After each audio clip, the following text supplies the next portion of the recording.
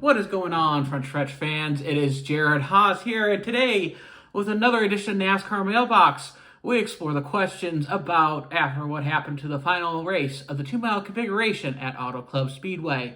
Let us dig in. This first question comes from Blaze Michael. He asked, how many tracks will convert to short tracks, and how likely is to see another miracle like Atlanta?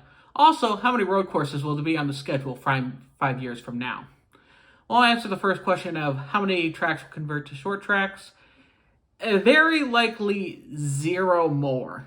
Auto Club is in a very special circumstance of being in California with land property values through the roof.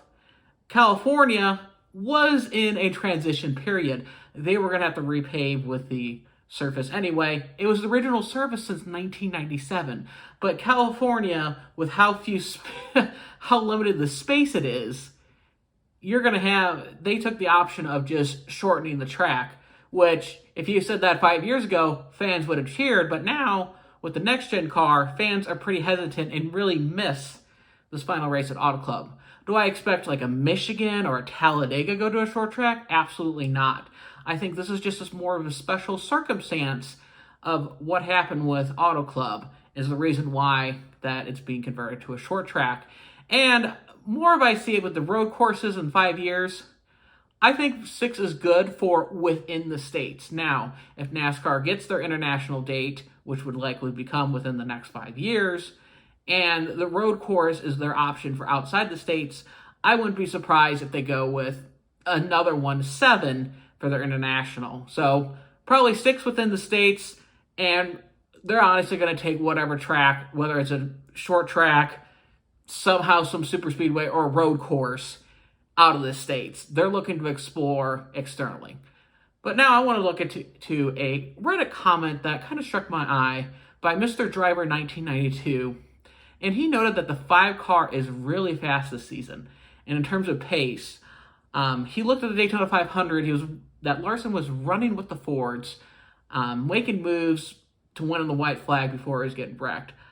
I look at Daytona as more of a vacuum. Understandably, Hendrick has phenomenal speed there at super speedways. I even made mention it when Alex Bowman and Kyle Larson were on the front row. I said water is wet and Hendrick Motorsports wins a pole at Daytona. They've been so dominant at super speed weeks, but that necessarily hasn't translated into speed at other tracks. Hendrick Motorsports takes more time to prepare for Daytona 500 qualifying. So I think the speed is more within the realm of super speedway racing compared to speed as a whole. Understandably, Kyle Larson was in the mix. He led 6 laps in the 500. Could have won the Daytona 500, but was wrecked out late. It's more of a vacuum, not really something, a barometer that you can go off of. Now, he makes some interesting note of Auto Club that no one talked about him because he was out of contention. But he expected a Homestead level type of a win. When he noted that Kyle Larson was tied for the second most fastest laps with 22, even though he missed 16 laps in the race. I understand that. The big thing was with Larson, it wasn't an engine issue that sent him to the garage, it was an electrical issue. So there wasn't really much of a power loss that Larson had compared to having an electrical loss where they fixed the issue and he was able to go on track. I think the biggest more concern is that Larson didn't really expel the field like he would have done at Homestead. I think he would have been a contender. I even predicted him to win the race.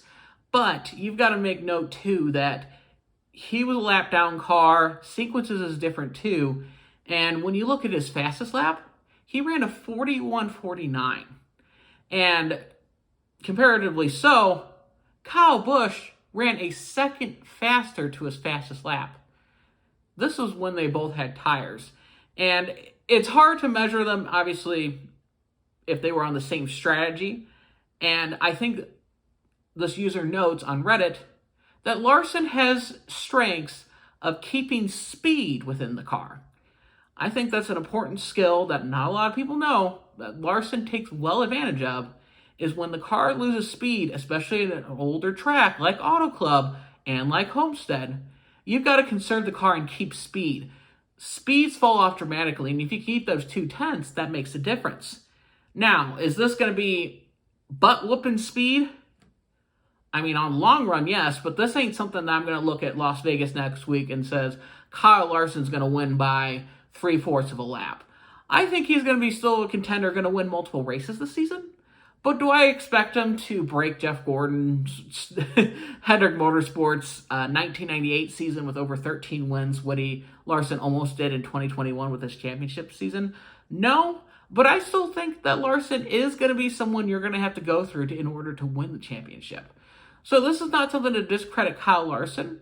I just don't see that Kyle Larson's electrical issue after he came back from the garage was something that Kyle Larson's going to be a driver to absolutely watch every single week in and week out. But I still think, Larson, respectable career, not going to be the next Jeff Gordon this season, I'll tell you that. And that is a wrap for this weekend's NASCAR Mailbox. Make sure to check me out next week as NASCAR takes on the Las Vegas Motor Speedway as all 3 series are back in action. I will make sure to answer your questions that you have on the Frontstretch YouTube channel. From then, as always, have a great race weekend. Thank you, everyone. This is Austin Dillon, driver of the Bass Pro Shops Chevrolet. Make sure to hit that subscribe button. Also check out one of those 2 videos beside me. Visit frontstretch.com for more racing content.